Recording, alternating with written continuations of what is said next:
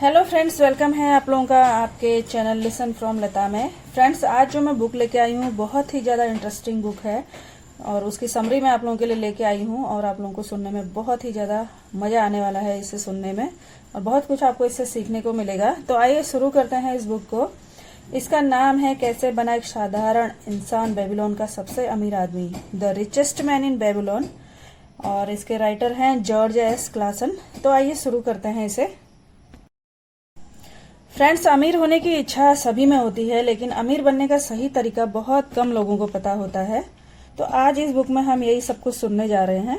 ज्यादातर लोग यही सोचते हैं कि एक गरीब इंसान कभी अमीर नहीं बन सकता, या अगर बनता है तो ये उसकी किस्मत है या उसने कुछ गलत काम करके पैसे कमाए होंगे। ऐसी सोच इसलिए आती है क्योंकि अधिकतर लोगों को ये पता ही नहीं होता कि अमीर कैसे बने, क्योंकि न तो उनको स्कूल में इसके बारे में बताया जाता है और न ही उनका कोई दोस्त या रिश्तेदार इतना अमीर होता है। अगर आप सच में गहराई से जानना चाहते हैं कि एक इंसान अमीर कैसे बन सकता है तो इसे पूरा सुने अच्छे से, ध्यान से, और सीखें इससे कि कैसे एक साधारण इंसान बेबीलोन का सबसे अमीर आदमी बन गया। तो स्टार्ट करते हैं। बेबीलोन प्राचीन समय का एक सबसे अमीर शहर था। इसी शहर में वजीर नाम का एक आदमी रथ बनाने का काम करता था। उस दिन वजीर अपने घर के दीवार के पास काफी उदास होकर बैठा था। उसके घर के पास राजा का रजवाड़ा था जो कि बहुत अधिक आलीशान और सुंदर था, और उसके बगल में वजीर का छोटा सा घर था। एक तरफ गंदगी और गरीबी थी और दूसरी तरफ शान और अमीरी थी। वजीर अपने रथ बनाने के काम में लगा था। तभी वजीर का दोस्त कोबी वहां पर आया, जो कि संगीतकार था। कोबी ने वजीर से उसकी उदासी का कारण पूछा तो वजीर ने कहा कि हम दुनिया के सबसे अमीर शहर में रहते हैं। जो लोग बेबीलोन आते हैं वह हमेशा कहते हैं कि बेबीलोन जितना पैसा दुनिया में किसी अन्य शहर में नहीं है। फिर भी आज हम बेबीलोन में ही गरीब हैं। सारी जिंदगी बहुत मेहनत मजदूरी करने के बावजूद भी आज हम गरीब ही हैं। यह बात सुनकर कोबी बड़ा हैरान हुआ और बोला कि पहले मैंने कभी तुमसे इस विषय पर इतनी गंभीरता से बात नहीं की है। यह सुनकर वजीर बोला, मैंने इसके बारे में आज से पहले इस तरह सोचा ही नहीं था। सुबह से लेकर सूरज ढलने तक मैं मेहनत करके सबसे बेहतरीन रथ बनाता था और आशा करता था किसी दिन भगवान मेरी मेहनत और मेरे अच्छे कामों को पहचानेंगे और मुझे धनवान बनाएंगे। और मुझे समझ आया कि ऐसा हो नहीं सकता, जिसकी वजह से मेरा दिल थोड़ा उदास हो गया। मैं ऐसे ही गरीब बनकर नहीं जीना चाहता। मैं चाहता हूँ कि मेरे पास भी जमीन हो, अच्छा खासा पैसा हो। इसको पाने के लिए मैं पूरी मेहनत करने के लिए भी तैयार हूँ। इस पर कोबी ने कहा कि मेरी हालत भी तुम्हारे जैसी ही है। क्यों ना हम पता करें कि अमीर कैसे बनते हैं। जिनके पास पैसा है उनसे पूछकर अमीर बनने का रहस्य जान सकते हैं। कोबी ने कहा, आज मैं हमारे बचपन के पुराने दोस्त अरकत के सामने से गुजरा, जो कि अपने सोने के रथ पर जा रहा था। कहा जाता है कि अरकत बेबीलोन का सबसे अमीर आदमी है, तो क्यों ना हम इसके बारे में अरकत से ही पूछें और पता करें कि हम किस तरह पैसा कमा सकते हैं। फिर वजीर कहता है कि हम आज ही अरकत के पास जाएंगे। अरकत की लोकप्रियता बहुत दूर दूर तक फैली हुई थी और वह अपनी बहुत सारी दौलत के लिए जाना जाता था। वजीर और कोबी अपने बचपन के कुछ और दोस्तों के साथ अरकत से मिलने चले गए और उन्होंने कहा, अरकत, तुम हमसे कुछ ज्यादा ही खुशकिस्मत हो। तुम बेबीलोन के सबसे अमीर आदमी बन गए हो। तुम अच्छे कपड़े पहनते हो और स्वादिष्ट भोजन करते हो और दुनिया की सैर भी करते हो, जबकि हमारी हालत यह है कि हमारे परिवार को भरपेट भोजन मिल जाए और पहनने के लिए कपड़े मिल जाए तो ही हमारी खुशी का ठिकाना नहीं रहता। लेकिन एक समय था अरकत, जब हम एक जैसे थे। हमें एक ही अध्यापक ने पढ़ाया है और पढ़ाई और खेल में तुम हमसे कभी आगे नहीं थे और तुमने हमसे ज्यादा मेहनत भी नहीं किया, लेकिन फिर भी तुम बेबीलोन के सबसे अमीर आदमी बन गए और आज हम फिर भी गरीब हैं। क्या तुम हमसे अपने अमीर बनने का रहस्य बताओगे? तब अरकत ने कहा, क्यों नहीं मेरे दोस्तों, मैं तुम्हें जरूर बताऊंगा। मैंने अपने जवानी के दिनों में सुख और संतुष्टि देने वाले बहुत सी चीजें देखी। मैंने ये भी देखा कि दौलत इन सब चीजों की शक्ति को बढ़ा देता है। मैंने संकल्प किया कि मैं जिंदगी की सारी अच्छी चीजें हासिल करूंगा। जैसा तुम लोग जानते हो, मेरे पिता एक छोटे व्यापारी थे और मुझे विरासत में कोई दौलत नहीं मिली। जैसा तुम लोगों ने कहा, मुझमें तीव्र बुद्धि या कोई विशेष योग्यता भी नहीं थी। इसलिए मैंने सोचा कि अगर मुझे अपनी इच्छा पूरी करनी है तो मुझे समय और ज्ञान की आवश्यकता होगी। इसके लिए मैं काम में जुट गया और मैं मिट्टी के बर्तन पर लिखाई का काम करने लगा। मैं हर दिन कई घंटों लिखने का काम करता था। इस काम से मुझे जो कुछ भी कमाई होती थी वो सब मेरे खाने, कपड़े और जरूरत की चीजों पर खर्च हो जाती थी और मेरे पास एक रुपया भी नहीं बचता था। लेकिन इसके बावजूद भी मैंने अमीर बनने के सपने को टूटने नहीं दिया। फिर एक दिन अल्गेमिस नाम के साहूकार मेरे घर आए। उन्होंने मुझे मिट्टी के बर्तन पर नवा नियम लिखने का काम दिया और कहा कि यह काम अगर तुम 2 दिनों में पूरा कर दोगे तो तुम्हें मैं 2 तांबे के सिक्के दूंगा। मैंने बहुत मेहनत किया, लेकिन नवा नियम बहुत बड़ा था और अल्गेमिस जी जब दोबारा आए तो काम अधूरा पड़ा हुआ था। वे नाराज होकर बोले, अगर तुम मेरे गुलाम होते तो मैं तुम्हें कड़ी से कड़ी सजा देता। मैं डरा हुआ था। मैंने डरते डरते कहा कि आप तो बहुत अमीर आदमी हैं, कृपा करके आप मुझे बताइए कि मैं आपकी तरह अमीर कैसे बन सकता हूँ, और इसके बदले मैं पूरी रात जागकर आपका काम करूंगा और सुबह सूरज उगने से पहले आपका काम पूरा हो चुका होगा। जिस पर अल्गेमिस राजी हो गए। फिर मैं पूरी रात उस काम को करने में लग गया। मेरी पीठ में दर्द हो रहा था, आंखें दर्द कर रही थी और सर भी दर्द कर रहा था। फिर भी मैं बिना रुके उस काम को करता रहा और जब सुबह अल्गेमिस वापस आए तो उनका काम हो चुका था। अपने काम को पूरा देख अल्गेमिस जी ने मुझसे कहा, बेटा तुमने तुम्हारा काम तो कर दिया, अब मेरी बारी है। मेरे शब्दों को ध्यान से सुनना, क्योंकि अगर तुम इन बातों को समझ नहीं पाए तो तुम्हें लगेगा कि तुम्हारी रात भर की मेहनत पानी में चली गई।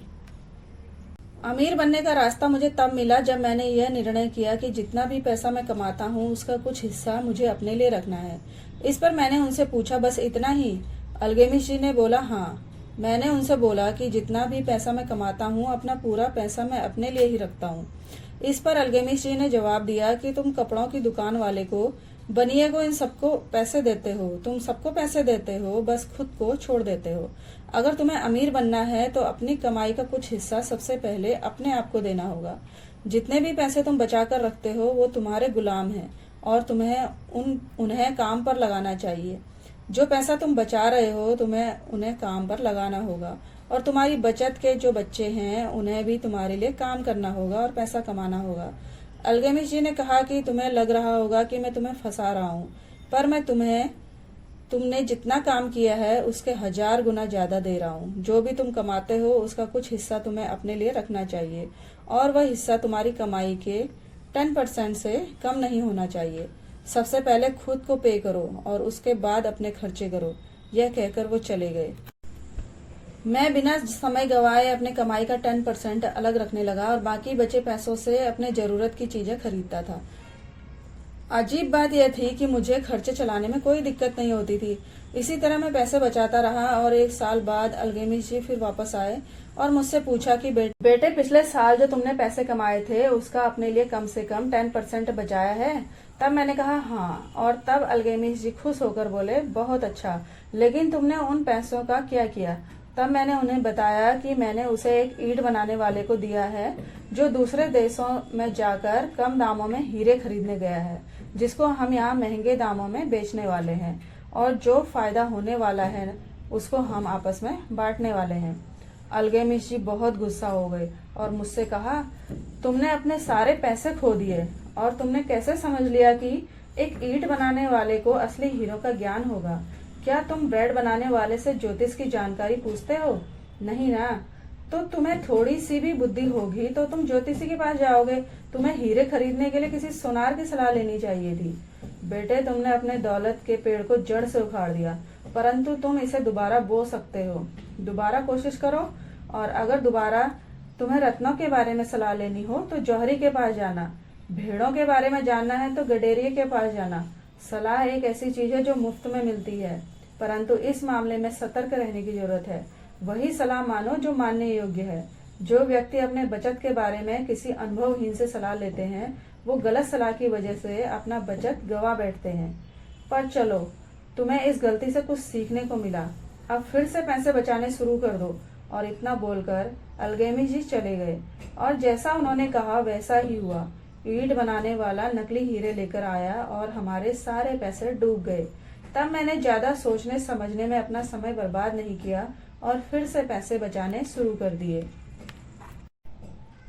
अब मुझे पैसे बचाने की आदत पड़ चुकी थी। इसकी वजह से यह काम मेरे लिए आसान हो गया था।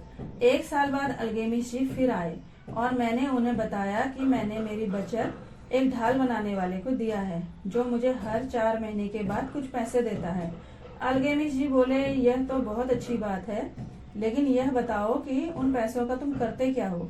मैंने उन्हें बताया कि मैं इन पैसों से जश्न मनाता हूँ और महंगे कपड़े खरीदता हूँ।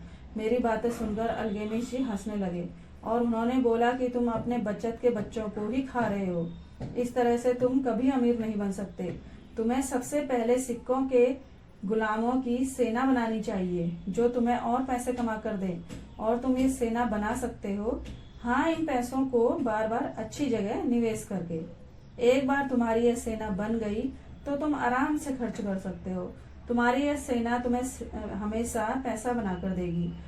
इतना बताने के बाद अलगेमिश जी चले गए। उसके 2 साल बाद अलगेमिश जी से मेरी मुलाकात फिर से हो गई और तब उन्होंने मुझसे पूछा कि क्या तुम्हें तुम्हारी मनचाही दौलत मिल गई जिसका तुमने सपना देखा था। तब मैंने कहा, उतनी तो नहीं जितना मैंने चाहा था, लेकिन जल्द ही मिल जाएगी, क्योंकि मैंने सीख लिया है कि पैसे कैसे बनाते हैं और इन पैसों से अपने लिए काम कैसे करवाया जाता है। और इसके बाद अलगेमिश जी बहुत खुश हुए और पैसों के प्रति मेरी मेहनत से खुश होकर उन्होंने मुझे अपना बिजनेस पार्टनर बना लिया। और आज तुम देख ही सकते हो कि मैं कहाँ हूँ। दोस्तों, यही थी मेरी गरीबी से अमीर बनने का रहस्य। उम्मीद करता हूँ कि तुम लोग भी इस जानकारी की मदद से जल्द ही जल्द अपनी मनचाही दौलत बना सको। तो दोस्तों, इस कहानी से आपने क्या सीखा? नंबर 1 है, हमें अपनी कमाई का 10% सबसे पहले अपने आप को देना चाहिए और बाकी 90% से अपने खर्चे चलाने चाहिए। सेकंड है, हमें एडवाइस उन्हीं लोगों से लेनी चाहिए जो उस फील्ड के एक्सपर्ट हो। थर्ड है, हमें अपने पैसों से हुई कमाई को वापस इन्वेस्ट करना चाहिए ताकि हम कंपाउंड इंटरेस्ट का पूरा लाभ उठा सकें और अपने लाभ को कई गुना बढ़ा सकें। तो फ्रेंड्स, कैसी लगी आप लोगों को स्टोरी? आई होप सो कि आप लोगों को बहुत अच्छी लगी होगी। तो फ्रेंड्स, मिलते हैं नेक्स्ट वीडियो में किसी नेक्स्ट इंटरेस्टिंग स्टोरी के साथ। तब तक के लिए bye bye. Thank you so much.